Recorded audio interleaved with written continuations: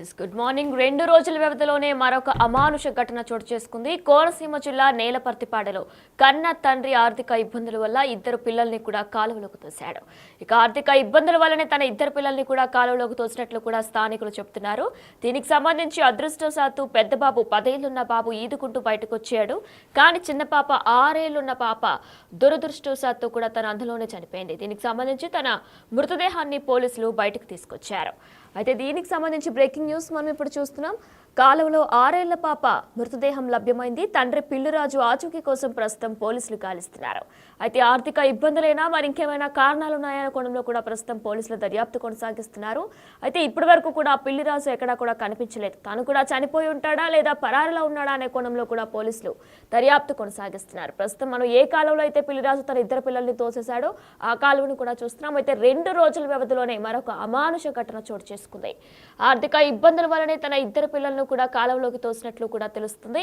అయితే అదృష్టవశాత్తు 10 ఏళ్లున్న బాబు ఈదుకుంటూ బయటకు రాగా చిన్న పాప 6 ఏళ్లున్న పాప మాత్రం మృతదేహం లభ్యమైనట్లు కూడా తెలుస్తుంది. కోనసీమ జిల్లా నేలపర్తిపాడులో ఈ దారుణమైన ఘటన చోటు చేసుకుంది. మనం ప్రస్తుతం విజువల్ రూపంలో కూడా చూస్తున్నాం. వారి చప్పుళ్ళు కూడా ఎలా కాలువలో ఉన్నాయో కూడా మనం ప్రస్తుతం విజువల్ రూపంలో కూడా చూస్తున్నాం. అయితే ఇద్దరు పిల్లల్ని కూడా తన ఆర్థిక ఇబ్బందుల వల్లనే కాలువలోకి తోసినట్లు కూడా తెలుస్తుంది. మనం గతంలో కూడా చూసుకున్నట్లయితే ఆర్థిక ఇబ్బందుల వల్ల సొంత పిల్లల్ని కూడా చంపేస్తున్నారు. ఇక మరొక ఘటన 2 వారం కూడా కాకముందే మరొక ఘటన ఇలాంటి ఘటన వెలుగు చూసింది. కోనసీమ జిల్లా నేలపర్తిపాడులో ఈ దారుణమైన ఘటన చోటు చేసుకుంది. తన ఇద్దరు పిల్లలను కూడా కాలువలోకి తోసేశాడు తండ్రి పిల్లిరాజు. ఈత కొట్టుకుంటూ ప్రాణాలతో అదృష్టవశాత్తు 10 ఏళ్ల బాబు బయటపడగా కాలువలో 6 ఏళ్ల పాప మృతదేహం లభ్యమైంది. ఇక తండ్రి పిల్లిరాజు ఆచూకీ కోసం ప్రస్తుతం పోలీసులు గాలిస్తున్నారు. పిల్లలిద్దరినీ కూడా కాలువలో పడేసి ప్రస్తుతం పరారైనట్లు కూడా అనుమానం వ్యక్తం చేస్తున్నారు. పిల్లిరాజుకు ఆర్థిక పరమైన ఇబ్బందులు ఉన్నాయంటూ కూడా స్థానికులు చెబుతున్నారు. పిల్లలను చంపేసి తను కూడా చనిపోవాలని నిర్ణయించుకున్నట్లు కూడా అనుమానాలు వ్యక్తం చేస్తున్నారు స్థానికులు, కుటుంబ సభ్యులు. మరి రాజు కూడా చనిపోయాడా లేక ఎక్కడికైనా పారిపోయాడా అనే కోణంలో కూడా ప్రస్తుతం పోలీసులు దర్యాప్తు కొనసాగిస్తున్నారు. మనం ప్రస్తుతం విజువల్స్ రూపంలో కూడా చూస్తున్నాం. పోలీసులు దర్యాప్తు కొనసాగిస్తున్నారు. అయితే స్థానికులతో కూడా మాట్లాడి పిల్లిరాజు ఎలాంటి వాడు, తనకు ఆర్థికమైన ఇబ్బందులు ఉన్నాయా లేదా ఇంకెటువంటైనా ఇబ్బంది ఉన్నాయని కూడా అడిగి తెలుసుకుంటున్నారు. ఇక ఇదే అంశానికి సంబంధించి పూర్తి డీటెయిల్స్ మా ప్రతినిధి శివశంకర్ అందిస్తారు.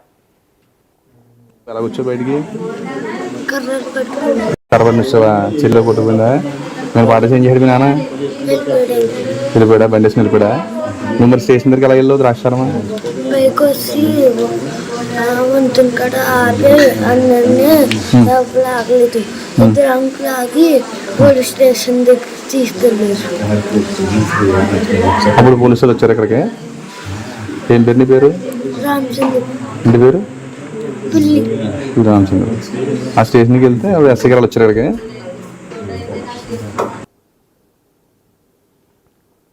కన్న తండ్రులే కాల ఎముళ్ళు అవుతున్నారు, పెంచిన చేతులే యమపాసాలుగా మారుతున్నాయని చెప్పుకోవాలి. నేను మొన్న కాకినాడ, నిన్న రామచంద్రపురం చూస్తే చిన్న పిల్లల్ని తీసుకొచ్చి ఇటువంటి కాలువలో చూడొచ్చు మనం. ఇటువంటి కాలువలో పిల్లల్ని తీసుకొచ్చి పాడేశాడు ఒక తండ్రి. రామచంద్రపురం సంబంధించి వింటూరుకు చెందిన పిల్లి రాజు అనే వ్యక్తి తన ఇద్దరు పిల్లల్ని కూడా, ఒక బాలుడు ఒక బాలికని, 10 ఏళ్ల బాలుడు 6 ఏళ్ల బాలికని ఇద్దరిని తీసుకొచ్చి ఇక్కడి నుంచి ఈ గట్టు మీద నిలబెట్టి వారిని అభంశుభం తెలియని ముక్కుపచ్చలారని పసిపిల్లలను ఇక్కడి నుంచి కాలువలోకి ఇలా గిరట వేశాడు. ఒక కన్న తండ్రి ఇక్కడి నుంచి కాలువలోకి గిరట వేస్తే ఆ పిల్లలు గిలగలా కొట్టుకుంటుంటే అతను మాత్రం ఈ దారిలోంచి బండి వేసుకుని వెళ్ళిపోయాడు. ఆ స్కూటీ ఏదైతే స్కూటీ మీద తీసుకొచ్చాడో అక్కడి నుంచి ఆ బండి మీద నుంచి వెళ్ళిపోయిన పరిస్థితి కనిపిస్తుంది. అతను ఎక్కడికి వెళ్ళాడు అనేది ఇప్పటి వరకు తెలియదు. అసలు పిల్లల్ని ఎందుకు చంపాలి అనుకున్నాడు అనేది కూడా ఇప్పటి వరకు తెలియని పరిస్థితి కనిపిస్తుంది. అయితే బాలుడు మాత్రం ఎలా అలాగా అక్కడి నుంచి బయటపడి అక్కడికి నుంచి పోలీసు అలా ఈ దారిగా ముందుకు వెళ్ళి పూర్తిగా పోలీసుకి సమాచారం ఇచ్చాడు. అయితే ఇటువంటి తీసుకొచ్చాడు. భాష్యం స్కూల్లో, రామచంద్రపురం భాష్యం స్కూల్లో చదువుతున్న పిల్లలిద్దరినీ కూడా మధ్యాహ్నం వరకు పాఠశాలలో ఉండడం, ఒంటిపూట స్కూల్స్ కావడంతో అయితే మధ్యాహ్నం నుంచి తీసుకొచ్చిన వ్యక్తి అక్కడ కాలంలో పడేసిన పాప ఇక్కడి నుంచి ఈ లాకుల్లోంచి ఇక్కడి నుంచి మృతదేహంగా బయటికి తేలింది. ఆ తల్లి ఎంత రోదన అనుభవిస్తుందో ఆ మాటల్లో చెప్పలేము. నిన్నంతా చూసాం మనం విజువల్స్లో క్లియర్గా. వారైతే కన్నీరు మున్నీరు అవుతున్న పరిస్థితి కనిపిస్తుంది. కానీ అప్పుల బాధతోటి ఆర్థిక ఇబ్బందులు పడితే తన పిల్లల్ని చంపడం ఏంటని కూడా పలువురు ప్రశ్నిస్తున్న పరిస్థితి కనిపిస్తుంది. కన్న తండ్రులేలాగా కాల ఎముళ్ళగా ఎందుకు మారుతున్నారు? అసలు పిల్లల్ని చంపాలనే ఆలోచన ఎందుకు వస్తుంది? అంటే ప్రపంచంలో ఎవరైనా సరే తల్లిదండ్రులు అనేవారు పిల్లల కోసమే బ్రతుకుతూ ఉంటారు. కానీ అలాంటిది ఆ పిల్లల్ని ఎందుకు హతమార్చాల్సి వస్తుంది? అంత క్రూరంగా ఎందుకు మారిపోతున్నారు? కాలంలోకి విసిరేసి తన విచక్షణ రహితంగా విసిరేసిందే కాకుండా అక్కడి నుంచి బండి వేసుకుని దర్జాగా వెళ్ళిపోయాడంటే అలాంటి మూర్ఖుడిని ఏం అనాలంటూ కూడా ప్రశ్నిస్తూ ఉన్న పరిస్థితి కనిపిస్తుంది. ఇలా చూడొచ్చు మనం. ఇలాంటి చిన్న పిల్ల కాలువ అటు చూసుకుంటే ప్రధానంగా చూసుకున్నట్టయితే ఈ కాలువకి సంబంధించి ఇక్కడి నుంచి అంతా కూడా పూర్తిగా అయితే పంట కాలంలోకి వెళ్ళేది ఇదంతా కూడా చూసుకోవచ్చు. ఇంజరం కెనాల్ అంటారు. అయితే రామచంద్రపురం మండలం నెలపర్తిపాడు గణపతి నగర్ లాకులు అంటారు వీటిని.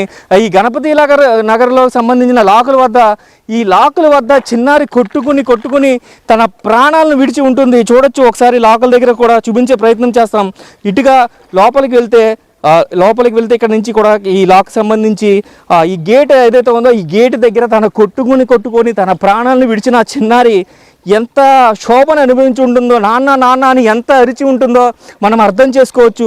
అయితే ఈ లాక్ కింద నుంచి ఆమె మృతదేహం అటుపక్కకు వచ్చిందంటే తను ఎంత రోదన అనుభవించి ఉంటుంది. ఈ బాలుడు ఇక్కడ నుంచి అంటే ఇది చాలా చిన్న ప్లేస్. అసలు పిల్లల్ని ఇంత కాలంలోకి ఎలా విసిరాడనేది కూడా ఎవరికి అర్థం కాని పరిస్థితి. ఆ రాజు అసలు మనిషి అని కూడా ప్రశ్నిస్తున్న పరిస్థితి కనిపిస్తున్నాయి. తనకు ఆర్థికంగా ఇబ్బందులు ఉంటే కుటుంబ సభ్యుల దగ్గరికి వెళ్ళాలి, లేదంటే ఏదైనా లోన్ పెట్టాలి, తనకి పొలం ఉంది, ఆస్తులు ఉన్నాయి, అన్నీ ఉన్నాయి. కానీ ఎందుకు ఇలా చేశాడు? ఇక్కడ నుంచి అలా పిల్లల్ని గిరట వేసేసి వారికి ఎంత లోతు ఉంటుంది అని కూడా ఆలోచించకుండా విసిరేసాడంటే ఎంత మూర్ఖుడు. పిల్లడు అయితే ఆ పక్క నుంచి ఆ 10 ఏళ్ల బాలుడు ఎవరైతే సందీప్ ఉన్నాడో, సందీప్ ఇక్కడి నుంచి ఈ గట్టు మీదకి చేరుకుని ఈ గట్టు మీద నుంచి ఇవన్నీ పట్టుకుని పైకి ఎక్కి పాపం ఇక్కడి నుంచి పరుగులు తీసుకుంటూ ఆ రోడ్డు మీదకి వెళ్ళి ఆ రోడ్డు మీద వారిని లిఫ్ట్ ఇవ్వండి అంకుల్ అని చెప్పి ఏడుస్తూ అడిగి తానే డైరెక్ట్గా పోలీస్ స్టేషన్కి వెళ్ళి మా చెల్లిని ఇలా మా నాన్న కాలువలో విసిరేసాడు, 2 అంకుల్ అని చెప్పి పోలీసుల్ని బ్రతిమాలి అక్కడి నుంచి తీసుకొచ్చిన పరిస్థితి కనిపిస్తుంది. అసలు ఎంత హృదయ వికార గాథ ఇది. కన్న తండ్రి ఇలాగ 2 పిల్లల్ని కలిపి దాంట్లో పడేయడం ఏంటి? అసలు పూర్తిగా చూసుకున్నట్లయితే అసలు ఎందుకోసం ఇది చేశాడు, అసలు ఇలా చేయాలని ఎలా అనిపిస్తుంది? అసలు ఈ పంట కాలంకి సంబంధించి ఈ లోతు ఎంత ఏంటి అసలు ఏమీ తెలియకుండానే అసలు చంపేయాలని ఎందుకు నిర్ణయించుకుంటున్నారో తల్లిదండ్రులు అందరూ కూడా. చూసుకున్నట్టయితే తల్లి ఎంత క్షోభ అనిపిస్తుందో నిన్నటి నుంచి మనం చూస్తున్నాం. అయితే దీనికి సంబంధించి ఎక్కడున్నాడు ఈ పిల్లి రాజు అనేవాడు, ఎక్కడున్నాడు ఏంటి అనేది అయితే పోలీసులు పూర్తి స్థాయి దర్యాప్తు చేస్తున్నారు. నిన్న మధ్యాహ్నం నుంచే ఫోన్ స్విచ్ ఆఫ్ చేసినట్టుగా కూడా తెలుస్తుంది. అతని కోసం పోలీసులు ముమ్మర గాలింపులు చెప్తున్నారు. రామచంద్రపురం నియోజకవర్గంలో అయితే మొత్తం ఛాయలే అనుకున్నాయి. 6 ఏళ్ల పసిబిడ్డ పాపం అసురు బాసింది అని చెప్పుకోవాలి. ఎందుకంటే తన ప్రాణాలు విడిచిన తర్వాత కుటుంబ సభ్యులందరూ కూడా కన్నీరు మున్నీరవుతున్న పరిస్థితి ఇక్కడ కనిపిస్తుంది.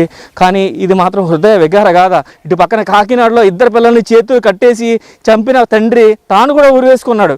అయితే ఇక్కడ చూసుకున్నట్లయితే పిల్లలిద్దరిని అత్యంత పాశవికంగా కాలంలోకి విసిరేసి తాను పరారైన పరిస్థితి కనిపిస్తుంది. అసలు ఏం జరుగుతుంది ఏంటి, ఈ సమాజం ఎక్కడికి వెళ్తుందని కూడా అందరూ ప్రశ్నిస్తున్న పరిస్థితి కనిపిస్తుంది. ఎవరైనా పిల్లలు ఉన్న ప్రతి ఒక్కరు కూడా కన్నీరు పెట్టుకునే పరిస్థితి కనిపిస్తూ ఉంది. మొత్తం చూసుకున్నట్లయితే రామచంద్రపురం అంబేద్కర్ కోనసీమ జిల్లాలో అయితే విషయాలే అనుకున్నాయని చెప్పుకోవాలి. కెమెరామెన్ రవితో శంకర్, బిగ్ టీవీ. రామచంద్రపురం నియోజకవర్గంలో పిల్లలిద్దరిని కడతెచ్చాలని ప్లాన్ చేసిన రాజు చూసుకోవచ్చు. ప్రస్తుతం అయితే ఆ బాలిక మృతదేహం అయితే ఇంటి వద్దకు వచ్చింది. తల్లిదండ్రులతో పాటు చుట్టుపక్కల వారు కూడా కన్నీరు మున్నీరవుతున్న పరిస్థితి కనిపిస్తుంది. పూర్తిగా చూడొచ్చు, అంబులెన్స్ నుంచి బయటికి దింపే పరిస్థితి కూడా లేదు. అయితే తల్లి, తండ్రి అలాగే పిల్లలు తట్టుకోలేనంత బాధని అనుభవిస్తున్నారు. ఒక్కొక్కరిగా వెళ్ళి చూడాలంటూ కూడా వారు చెప్తున్న పరిస్థితి కనిపిస్తుంది. కానీ చూడొచ్చు బాబు ఎంత కన్నీటి పర్యంతం అవుతున్నాడు. చెల్లి శవాన్ని చూడలేక, మృతదేహాన్ని చూడలేక ఇక్కడికి వచ్చేసిన పరిస్థితి, చూసి భయపడిపోతున్న పరిస్థితి ఇక్కడ కనిపిస్తుంది. చూడొచ్చు మనం క్లియర్గా బాడీని బయటికి దింపేంత వీలు కూడా లేదు అంటూ కూడా వారు చెప్తున్న పరిస్థితి కనిపిస్తుంది. పోస్ట్ మార్టం పూర్తి చేసుకున్న బాలిక కారుణ్య ఇదే వీధిలో చిన్నప్పటి నుంచి ఆడుకుంది, ఇక్కడే అల్లారముద్దుగా పెరిగింది. అలాంటిది తండ్రి చేతిలో బలవుతుందని ఎప్పుడు ఊహించి ఉండదు. అక్కడి స్కూల్ నుంచి తీసుకొచ్చిన తండ్రి ఇంటికి తీసుకొస్తాడు అనుకున్నారు, కానీ ఇలాగ మధ్యలో కాలంలో వదిలేస్తాడని, ఇలాగ మృతి చెందుతుందని ఎవరు అనుకోలేని పరిస్థితులే కనిపిస్తున్నాయి. అయితే వీధి అంతా కూడా కన్నీటి పర్యంతం అవుతున్న విజువల్స్ మనం చూస్తున్నాం. క్లియర్గా చూసుకున్నట్లయితే అసలు ఎవరు కూడా తట్టుకోలేని పరిస్థితి. అంత ముద్దుగా ఉండే 6 ఏళ్ల బాలిక ముక్కుపచ్చల అరకుండానే అసూలు బాసింది. అయితే ఈ ఘటనతోటి అయితే ఈ ప్రాంతం అంతా కూడా మోగపోయిందని చెప్పుకోవాలి. చూడొచ్చు మనం క్లియర్గా విజువల్స్లో అసలు ఎవరు కూడా తట్టుకోలేని పరిస్థితి కనిపిస్తుంది. అసలు ఎందుకు ఇలా చేశాడు రాజు అనేది మాత్రం ఎవరికి తెలియట్లేదు. ప్రస్తుతం అతను పరారీలో ఉన్నప్పటికీ కూడా చంటి పిల్లని ముక్కుపచ్చలారని తన కూతుర్ని తన చేతులతో ఎత్తుకుని పెంచిన కూతుర్నే కూడా తానే ఎలా హతమార్చగలిగాడు అసలు ఏంటి అనేది మాత్రం ఎవరికి అర్థం కాని పరిస్థితి కనిపిస్తుంది. అయితే తల్లి తండ్రి అలాగే అత్త మామ అమ్మమ్మ నాన్నమ్మ అందరూ కూడా కన్నీటి పర్యంతం అవుతున్నారు. అసలు వారి తట్టుకోలేకపోతున్నారు. ఆ చిన్ని తల్లిని చూసి ఆ చిన్ని తల్లి మృతదేహాన్ని చూసి తట్టుకోలేని పరిస్థితి కనిపిస్తుంది. ఎంత కన్నీటి పర్యాంతం అవుతున్నారంటే అసలు ఎట్టి పరిస్థితుల్లో కూడా వాళ్ళు ఎవరు కూడా ఆపలేని పరిస్థితి కనిపిస్తుంది. అసలు ఇలాంటి హృదయ విహారక గాథ ఎందుకు చోటు చేసుకుంటుంది? మొన్న చూస్తే కాకినాడలో అదే జరిగింది. ఇద్దరు పిల్లల్ని అత్యంత పాశవికంగా తండ్రే హతమార్చాడు. ఇక్కడ చూసుకున్నట్లయితే రామచంద్రపురం నియోజకవర్గంలో ఇక్కడ కూడా ఇదే జరిగింది.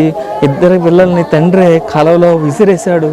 చిన్ని తల్లి చనిపోయింది. 6 ఏళ్ళు కారుణ్య అయితే అశువుల బాసింది. ఆమె మృతదేహంగానే మిగిలింది. ఆ కాలువలో పడి కిలకిలా కొట్టుకుంటూ ఆమె ఎంత బాధను అనుభవించి ప్రాణాలు విడిచిందో చూసుకోవచ్చు. కుటుంబ సభ్యులందరూ కూడా కన్నీరు అవుతున్న పరిస్థితి కనిపిస్తుంది. అసలు వారు తట్టుకోలేకపోతున్నారు చిన్న తల్లి మృతదేహాన్ని చూసి. అసలు వారు ఏం చేయాలో కూడా దిక్కుతోచిన పరిస్థితిలో అనిపిస్తుంది. అయితే రాజు ఎక్కడికి వెళ్ళాడని మాత్రం ఇప్పటివరకు తెలియదు. పూర్తిగా చూసుకోవచ్చు క్లియర్గా ఈ మృతదేహాన్ని ఎక్కడి నుంచి దింపకుండానే ఇక్కడి నుంచే క్రిమేషన్కి తీసుకెళ్ళడం అయితే జరుగుతుంది. అయితే అసలు ఎందుకు ఇలా చేశారనే కోణంలో పోలీసులు పూరిస్తే ఎంక్వైరీ చేస్తున్నారు. ఇప్పటికే పోలీసులు ఒక ప్రెస్ నోట్ని కూడా రిలీజ్ చేశారు. అతని ఆచూకీ ఎక్కడైనా తెలిస్తే చెప్పాలంటూ కూడా ఇప్పటికే సిఐ ఒక ప్రెస్ నోట్ని రిలీజ్ చేసి అలాగే పిల్లి రాజు ఫోటోను కూడా రిలీజ్ చేసిన పరిస్థితి కనిపిస్తుంది. అని అసలు కన్న తండ్రి ఇంత అగాధ్యానికి ఎందుకు ఒడిగట్టాడనేది మాత్రం మొత్తం అందరూ ఒక ముక్త కంఠంతో వేస్తున్న ప్రశ్నగానే మిగిలిపోయింది. కెమెరామెన్ రవితో శంకర్, బిగ్ టీవీ. నిన్న రామచంద్రపురంలో చోటు చేసుకున్న ఘటన అయితే అత్యంత పాశవిక ఘటనగా చెప్పుకోవాలి. కన్న తండ్రి ఇద్దరిని ఎందుకు కాలువలో పడేశాడు, అక్కడి నుంచి బయటపడ్డ బాలుడు ప్రస్తుతం మనతో ఉన్నాడు. సందీప్తో మాట్లాడదాం. నాన్న ఏం జరిగింది? స్కూల్ నుంచి నాన్న ఎన్నింటికి తీసుకొచ్చాడు? 11కా? మీకు హాలిడేసా? Half day. ఎన్నింటి వరకు అయిపోద్ది స్కూలు? 12:30. మరి 11కి ఎందుకు వస్తారు? ఎగ్జామ్ ఫినిష్ అయిపోయిందా? After read every day half days నా father come and go to the river. వెళ్ళిన తర్వాత ఏం చేస్తారు అసలు? అంటే అదే రోజు అదే రోడ్లో తీసుకొస్తారా మిమ్మల్ని? రోజు నానే తీసుకొస్తారా? బస్ మీద వస్తాను నేను, మా ఇండియా, మా చెల్లెమో వ్యాన్. మరి డాడీ అక్కడ నుంచి తీసుకొచ్చారు కదా, తీసుకొచ్చాక ఏం చేశారు? అక్కడ నుంచోబెట్టి స్టాండ్ అండ్ పుష్ చేశారు. ఫస్ట్ నిన్న ఏమని తీసుకొచ్చారు రా నాన్న? ఇంటికని చెప్పి తీసుకొచ్చి బొడగలు కేకు కొని తీసుకొచ్చాడు. ఎందుకని మంచిగా బొడగలు కింద తీసుకుని వచ్చానండి. అయితే ఇప్పుడు ఫస్ట్ చెల్లిని తింటారా నన్ను తింటారా? ఇద్దరిని ఒకసారి తింటారా? నిన్నే నువ్వు కొట్టుకుంటా ఉన్నావు. కోమాలోకి వెళ్ళిపోయాను. పడిపోగానే కోమాలోకి వెళ్ళిపోయావు? కాదు, కోమాలోకి వెళ్ళే. నేను ఇంకా అప్పుడు పెట్టుకుని ఉన్నాను. నేను రాడ్ పెట్టుకున్నాను. చెల్లిని దోస్తాడు. సుడ్ గిన్నెలోకి వెళ్ళిపోయింది. కన్నంలోకి వెళ్ళిపోయింది చెల్లి. తర్వాత నాన్న వెళ్ళిపోయాడు అక్కడి నుంచి, అంతేనా? బండేసుకు వెళ్ళిపోయాడు. పైకి వచ్చి బొడగలు ఇచ్చి అందరిని ఆపిన. ఎవరు ఆకలే. 2 అంకులు ఆగి పోలీస్ స్టేషన్ తీసుకెళ్లారు. ఏం చెప్పు పోలీసులకి? ఇలాగా దోస్తారు అంకుల్ మా డాడీ అని చెప్పి. ఇది చూస్తున్నట్లయితే ఇద్దరు పిల్లల్ని కూడా ఇంటికి తీసుకెళ్తానని చెప్పి బేకరీకి తీసుకెళ్ళి బెలూన్స్ అలాగే కేకులు కొనిచ్చి అక్కడి నుంచి తీసుకొచ్చి అత్యంత పాశవికంగా ఆ కాలువ దగ్గర నుంచోబెట్టి అక్కడి నుంచి వెనక నుంచి గెంటారని చెప్తున్నారు. బాలుడు ఎలా అలాగా కొమ్మలు ఆకులు పట్టుకుని బయటపడ్డాడు. కానీ బాలిక మాత్రం నేరుగా ఏదైతే ఆ లోకల్లో ఉన్న ఆ మధ్యలో ఇరుక్కుపోయి ఆమె చనిపోయిన పరిస్థితి కనిపిస్తుంది. బాలిక మృతదేహం ఇప్పుడే వచ్చింది, చూసాం. కుటుంబ సభ్యులందరూ కూడా కన్నీరు మున్నీరు అవుతున్న పరిస్థితి కనిపిస్తుంది. ఆర్థికంగా ఇబ్బందులు ఉంటే ఎలా నిలదొక్కుకోవాలని ఆలోచించాలి, కానీ అత్యంత పాశవికంగా పిల్లలను చంపడం ఏంటంటూ కుటుంబ సభ్యులు సైతం ప్రశ్నిస్తున్న పరిస్థితి కనిపిస్తుంది. పిల్లిరాజు పరిస్థితి ఏమైంది ఎవరికి తెలియదు. పిల్లిరాజు ఎక్కడ ఉన్నారని కూడా తెలియదు. పోలీసులు అయితే ప్రస్తుతం గాలిస్తున్న పరిస్థితి కనిపిస్తుంది. కెమెరామెన్ రవితో శంకర్, బిగ్ టీవీ. ఎలా వచ్చావు బయటికి? కర్రలు పెట్టుకున్నాను. కరబడి వచ్చావా? చెల్లి అందులో కొట్టుకుందా? నేను పాట చేంజ్ చేయడు మీ నాన్న వెళ్ళిపోయాడా? బండి వేసుకుని వెళ్ళిపోయాడా? నువ్వు మరి స్టేషన్ దగ్గరికి ఎలా వెళ్ళావు? ద్రాక్షారమా పైకి వచ్చి వంతుని కాడ ఆపి అందరినీ లోపల ఆగలేదు. ఇద్దరు అంకులు ఆగి పోలీస్ స్టేషన్ దగ్గర తీసుకెళ్ళారు. అప్పుడు పోలీసులు వచ్చారు ఇక్కడికి. ఏం పేరు నీ పేరు? రామచంద్ర.